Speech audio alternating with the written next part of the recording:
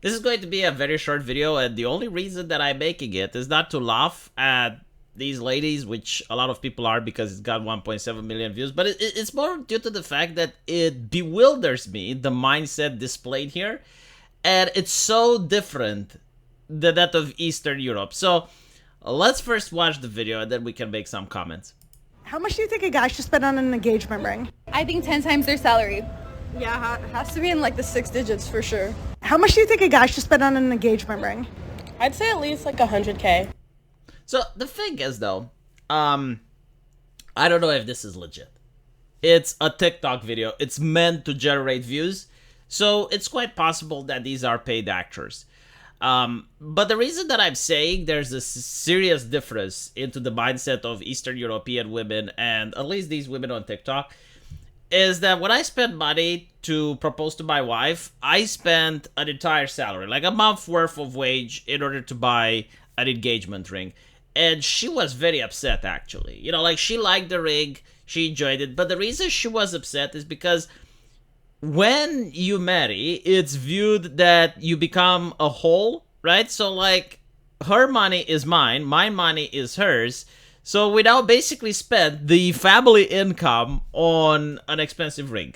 And she was saying, like, this is just a stone. Like, what am I supposed to do with it? You know, you could have spent this money so we can go on a vacation. Or you could have spent this money to buy more furniture for our house. Like, you wasted it.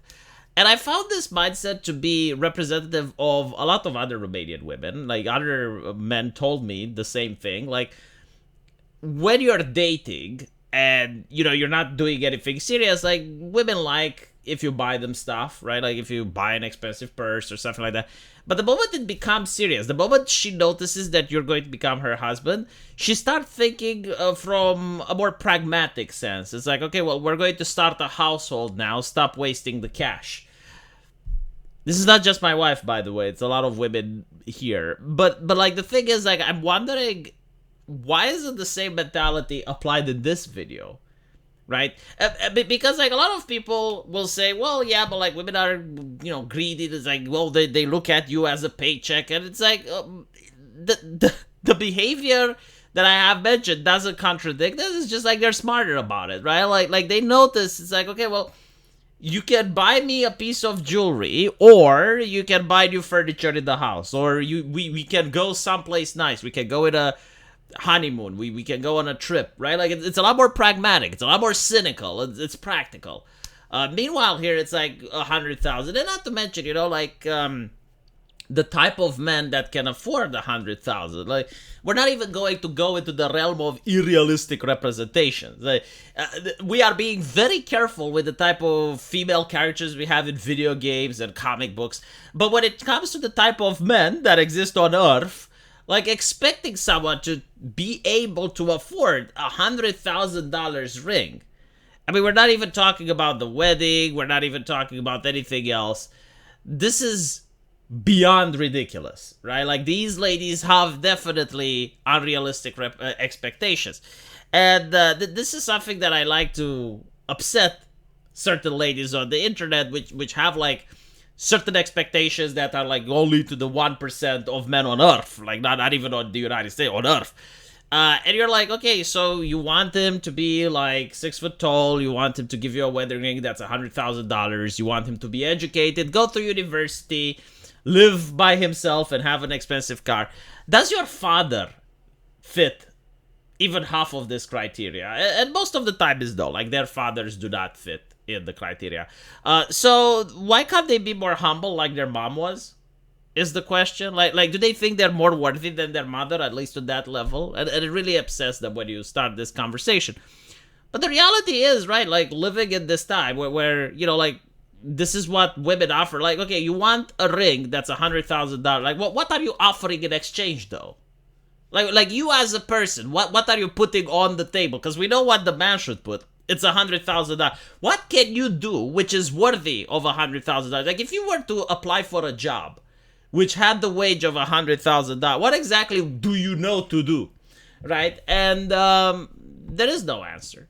The reason for this, though, by the way, is not... I don't even blame women for this. It's social media. If you are an attractive lady now, if you're an attractive lady during your mother's time, like let's say you're the attractive lady of of a town in Arizona. Well, you know, you're the most attractive lady from a town in Arizona.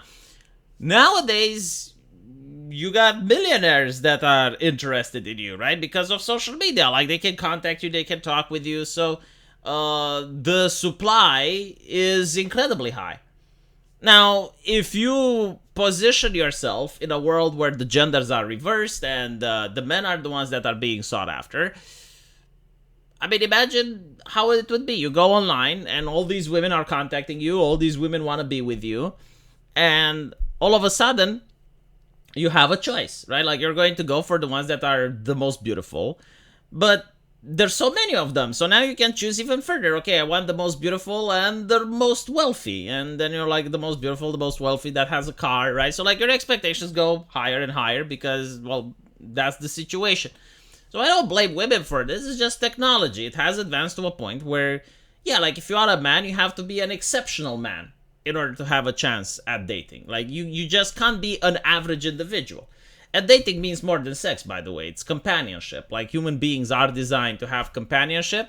And on top of that, culture also works against you. Like, the moral of the Barbie movie is that Kens and Barbies cannot work together. By the way, the Barbie movie, I recommend that everybody should see it, because the actual moral of it is that when Ken listens to Barbie, he ends up shirtless, homeless, and striving for attention.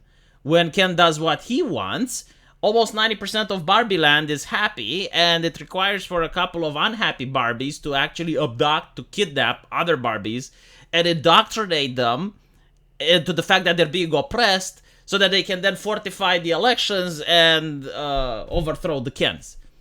But the message is clear, like, Barbies and Kens aren't meant to be together, right? So these are the realistic expectations that are being promoted on society in movies that, you know, they are comedy, but like the writer is like, no, she's sending a message. Like, this is what she wants people to believe and such and such.